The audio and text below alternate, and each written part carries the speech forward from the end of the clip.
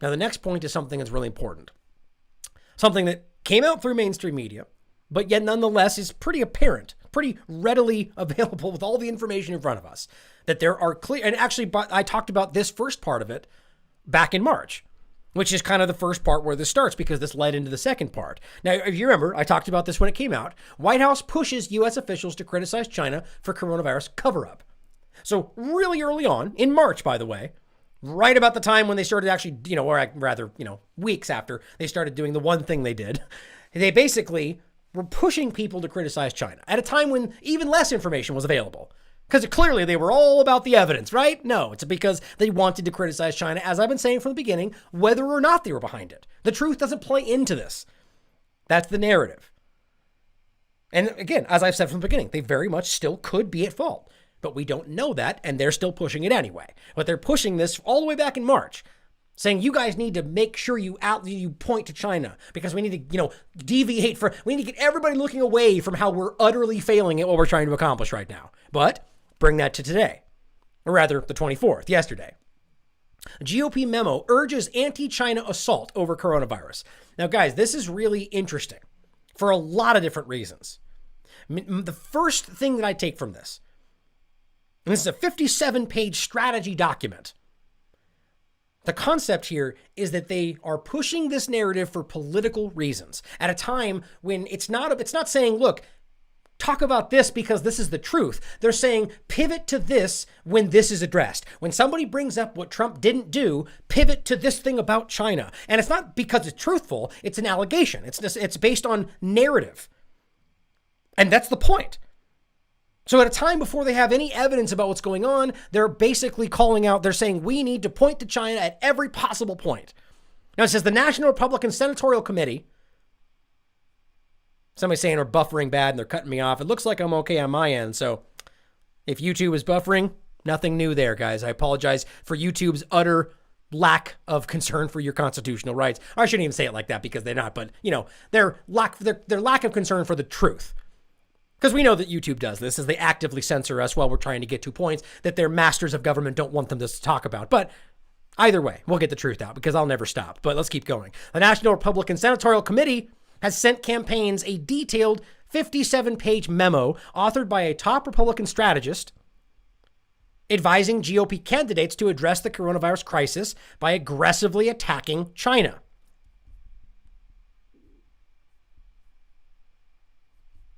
I'm gonna keep going. I was gonna check real quick to see if the stream was even. I might as well. Since you're all telling me that the stream has been down. That seems like we're still online, so that's good. We'll keep going. But thank you for those that tried to make me aware. Some people were in the chat were saying that the stream was down or had been cut, so got to check.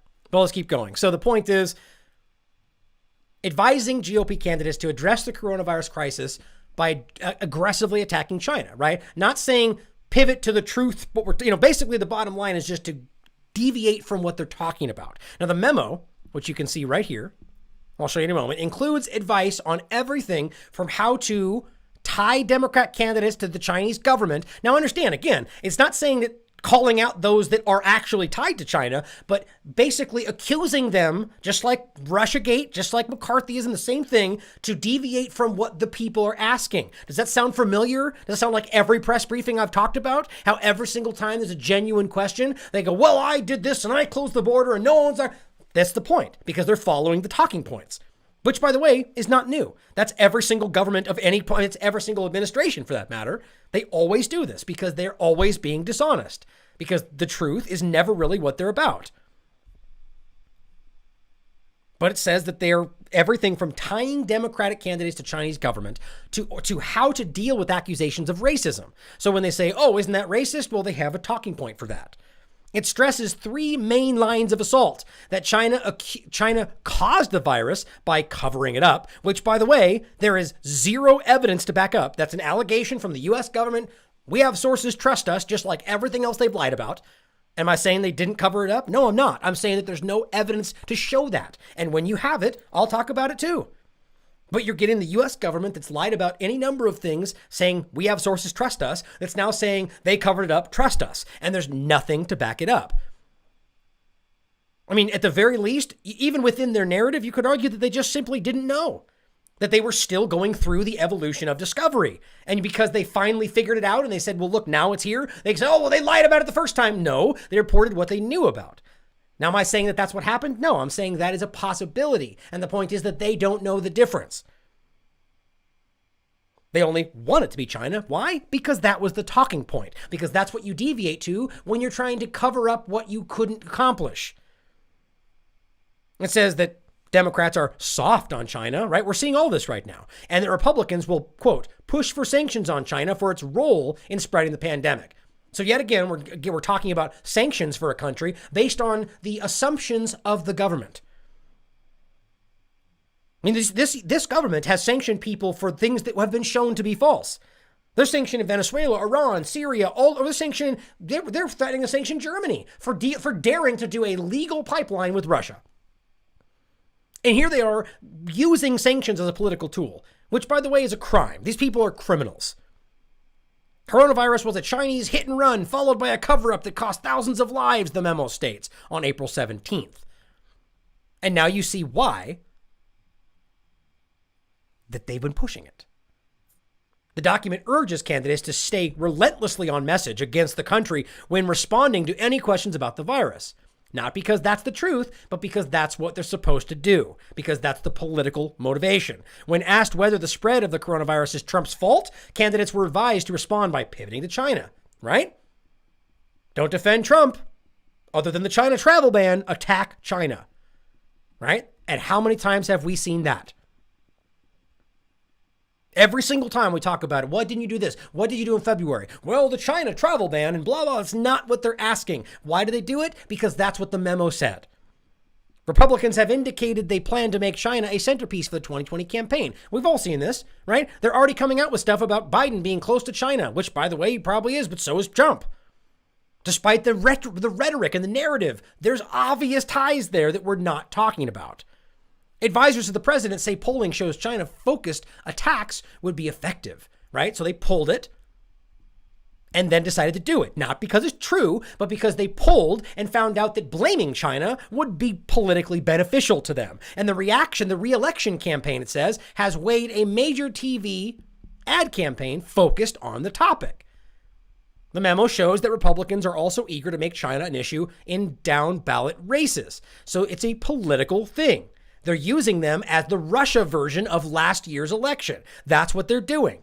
Or not last year, excuse me, the previous election. It was distributed by the Senate GOP campaign arm, though it was not explicitly drafted by or for the committee. It was authored by the political consultation firm of Brett O'Donnell, a veteran Republican strategist who has advised Secretary of State Mike Pompeo. Of course he has. Oh, guess who else? Tom Cotton.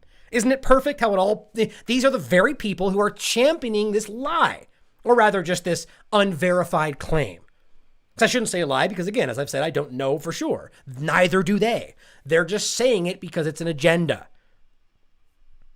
It just blows my mind that we can see the trail of events where they say, well, just, you got to point to China because we need to blame them, to the point to where they literally author a memo that wasn't supposed to be public, by the way, that is saying, here's how you pivot to China in every possible point. Here's how you blame them. Here's how you make Democrats look like they're tied to China when they're really not. Here's how any number of things. Am I suggesting that there are not politicians that are unnecessarily tied to China? No. I bet you there are Republicans and Democrats just like that. I bet you there are politicians in our country that are illicitly tied to any number of foreign governments. But we only care about it when it's political and in the moment. Oh, I forgot I was going to show you. This is the document. Now, I don't think I actually included this link in the show notes, which I'll add afterward, but it's in the political link that is in the show notes. But this is what it's leading to. China is now sued for $20 trillion for the coronavirus outbreak, by the way, which just so happens to be about the amount of money that the U.S. government really needs. That's just coincidence, though, right? But it says, because China has agreed by treaty to outlaw such weapons, as, bioweapons they're talking about, these actions cannot be official government actions of the People's Republic of China and are not subject to any possible claim of legal immunity from the suit. Okay, so because they agreed behind treaty make such weapons. So you mean exactly like the US government? You mean exactly like Israeli government? You mean exactly like about 100 other governments in this world that are right now working on bioweapons? Isn't it amazing how they continue to pretend like they're the only one doing this? And by the way, they haven't even proven that. They're taking as at face value that because that's where they're claiming it came from, that they had to have been working on it. But by the way, we know that they did. Why? Because it came from the United States. Because the North Carolina University sold it to them. Because Fort Detrick, the Pentagon, was working with Wuhan on this project. This is the point. They're working together, and they're all doing it. But to somehow suggest that this is a lone illegal act by the Chinese government is so incredibly deceptive. And there is nothing in any part of this that has any shred of actual evidence other than just broad circumstantial assumptions that they're actually behind this. But this is political. And until we know for sure, we shouldn't be doing this stuff. But I think we have to realize how obviously this aggressive political push, it should show you that it should at least suggest to you strongly that there's a reason they're pushing for that. They wouldn't need to lie and manipulate and hide things if this was the truth. Something to think about. Here's another example. Renowned microbiologist claims the Wuhan lab, and again, this is being touted by everyone on the right now. Oh, they did absolutely crazy things, which just has to prove that they did it, right? Obviously not. It's the same logic as this story, right? They're doing the exact same thing. You mean those crazy things that they were working on with the US government? Yeah, those crazy things. Doing the same stuff.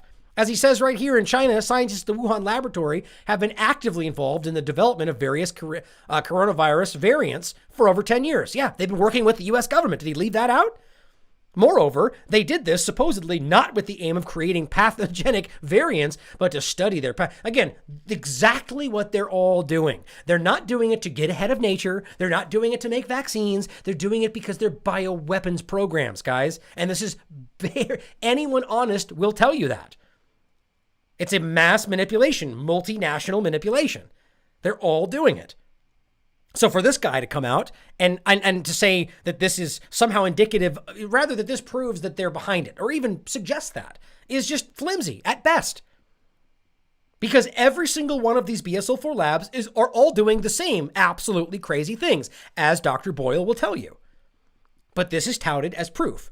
And again, you line up all of these wildly circumstantial allegations that a lot of them are actually true. It's not even close to proof because they're all applied to basically anywhere. And the only thing that ties it to this area is because that's where it was first noticed, which doesn't prove anything. It could have been planted there. It could have been, I don't want to go off on all the assumptions. The point is that it's not definitive. And I hate that I have to do that. And in many cases, it puts me in a position to actually defend something that I disagree with because I'm trying to be honest for you guys, like so many people fail to be today. There's another, and this is the kind of stuff I'm talking about. U.S. intelligence officials believe Chinese diplomats may have spread fake texts to cause social unrest. I mean, this is the same U.S. intelligence that lied about WMDs, the same U.S. intelligence that lied about Duma, the same U.S. intelligence that lied about Russiagate, the same U.S. intelligence that lied about pretty much everything I've ever told you about. But yeah, let's listen to them about their assumption about what they may have done to spread fake texts to cause possible social unrest. It's just so ridiculous. They're trying to build their different points of this narrative. So you can point, this is what always happens, is they'll reference things, they'll say something, and then months later they'll say something else, and they'll reference what they said 6 months ago as somehow proof. Pompeo and Bolton are masters at that. And all the proof is what they said 6 months ago. It's not proof of anything. U.S. intelligence believe that they may have done. Look, is it possible that Chinese diplomats spread fake texts to cause unrest? Of course it is. I would say that right now in this obvious battle between U.S. and China, that they're probably both doing it constantly. But to suggest, and if they had proof of it, they would just say it and they would show it to you. But for the U.S. intelligence to say that they believe they may have, gosh darn it, that should be the last thing you look at. That should make you laugh out loud today. But nope, you got an entire part of the fake two-party system touting this as more proof of what we can't prove. And meanwhile, we're being told this thing is mutating out of control and it's all over the place. Coronavirus's ability to mutate has been vastly underestimated, and mutations affect deadliness of the strains.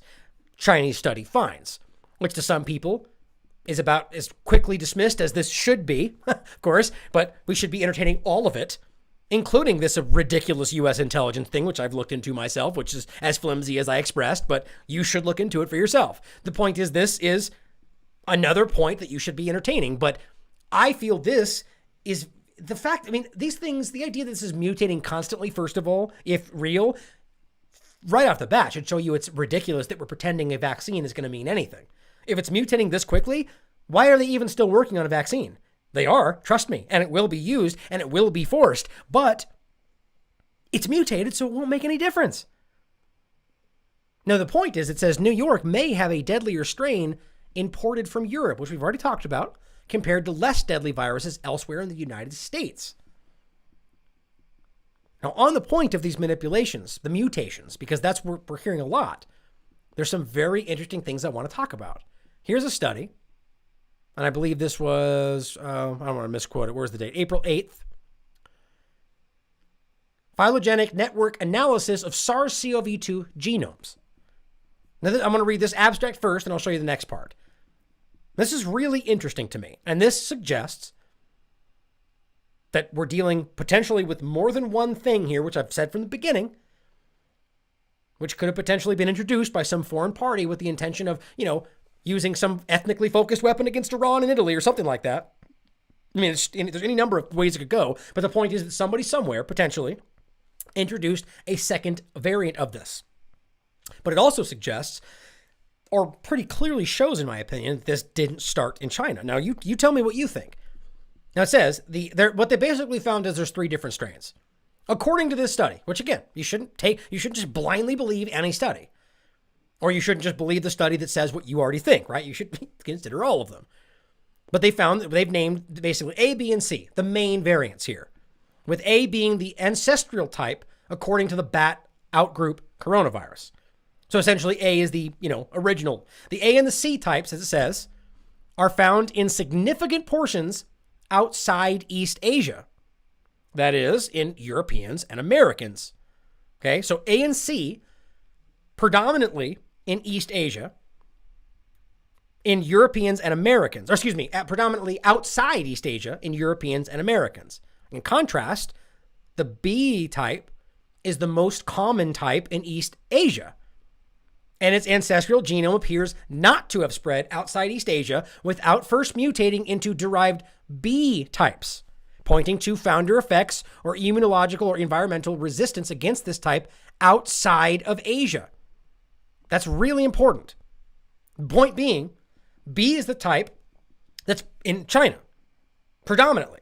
However, you've got A and C, which, by the way, are the ancestral ones tied to the coronavirus and bat scenario that are predominantly in Europe and America, right? So the original, seem to be predominantly in Europe and America, while the B type, which is the newer version, is predominantly in Asia, and it says pointing to founder effects or immunological or environmental resistance against this type outside of Asia, almost as if it's an ethnically focused version.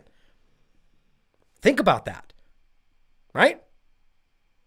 Now, this could be wrong. They could lie. They could be lying. This could be a co-opted, manipulated, any number of things. You should always be questioning this stuff. But the study is saying pretty clearly that the predominant type that's being found in Asia is pretty much predominantly only in Asia, and that is the newer version, the older original versions of the coronavirus bat scenario, the ones that would have jumped from human to, or animal to human, the very same thing we're having trouble finding in China, by the way, seemingly happened in Europe and America. All right, so that's what the abstract is saying. Now, here is the group. Oh, dang it, I lost the highlight here. Right there, I believe. This is from University of Cambridge. This is the study that they were referencing in this article. There's what it says. COVID-19 genetic network analysis provides snapshot of pandemic origins. Now, what it says, the team used data from virus genomes sampled from across the world between December 24th and March 4th. So, a good broad swath and pretty recent. Now, the research, and this was all the way to March 2020. Now, the research revealed 3 distinct variants of COVID-19 consisting of clusters closely related lineages, which they labeled A, B, and C, which is what we were just talking about. Now, Forrester and colleagues found that the closest type of COVID-19 to the one discovered in bats Type A, the original human virus genome, was present in Wuhan, but surprisingly not the city's predominant virus type. Now, as I said, there has been spread of smaller degrees, but the predominant is the point. So versions of A were seen in Chinese individuals, and Americans reported to have lived in Wuhan, and mutated versions of A were found in patents from the US and Australia. Wuhan's major virus type, B, was prevalent in patients from across East Asia. However, the variant didn't travel much beyond the region without further mutations, implying a founder event in Wuhan or resistance against this type of COVID-19 East Asia, says researchers. Okay, so the point is, again, I'll finish with the number. It says the C variant is the major European type, found in early patients from France, Italy, Sweden, and England. It is absent from the study's Chinese mainland sample, but seen in Singapore, Hong Kong, South Korea. Now, how does that even make sense? This is what Buttar was saying as well. How in the world does something like this jump over all of these places all the way to foreign countries? It doesn't make any sense. But again, the same point is that predominantly B is in Asia, which is seemingly not going anywhere else. Meanwhile, A is the original tied back to the bat scenario, right? So how does that make sense? How can A, and this is what the Taiwanese virologists were saying all those times ago we were talking about it, right? He said it's basic, it's like the alphabet. It's like, you know that these things come in certain order, right? So if B, which is the newer version, is in Asia and nowhere else for the most part, how do you explain that? How do you then explain that Europe and America have type A more so than anywhere else, which are the original? I mean, guys, this is basic stuff. Now, by the way, there may be an explanation for this. Somebody out there may have an answer, and maybe there's more to the story. As always, I just really hope that I don't have to start, I hope we get to a point where I don't have to say that every single time on the show. And that's more so for the new people out there, not those of you that have always been here. But the idea is that you have to consider this information while keeping an open mind for things that may not be there to be seen. But I personally, in this moment, do not see any way this makes sense. It seems pretty damn obvious to me that this suggests this started outside of China, at the very least. But guess what? This won't get talked about, as it never really does. Now, on the same, somebody actually just sent me this today, just a clip they took from something they took off a search. But again, it was the same point that I'm always showing you guys. In this same time frame, the idea that we know that the different variants are now showing that it clearly most likely didn't start in China and most likely started either in Europe and the United States. Then we have the fact that the US government is clearly lying about this. They knew about this in November. They were talking about it in November. They were warning about it in November. People were selling stocks. We know that they knew about this ahead of time. Then it needs to bring us back to the concept of the mysterious vaping illness that was happening all across this country. Or rather, it was in most places they just said, oh, it's a severe flu. And specifically around Fort Detrick, they had the mysterious vaping illness, which just so happened to have the exact same symptoms of coronavirus, right down to COVID-19, right down to the ground glass opacity in the lungs. But if you look at this, you can see there was a lot going on that nobody wanted to talk about. Here, most of these are December, but you have to realize if you're having, as the first one says, flu cases in New York City spike early as deaths climb across the U.S. in December, that means it started before December. This was getting bad in December. Flu season arrives early, driven by an unexpected virus. Unusual type of flu virus is dominating early start. I mean, guys, Italian scientists investigate possible. It's everywhere. I mean, at this point, you literally have to be actively, aggressively trying not to see things to ignore this part of the story. There is so much showing the timeline is wrong. The origin is wrong, but they've already invested everything in China bad guy, China did it. And they're just pushing it in. That being the case, how do you explain all this?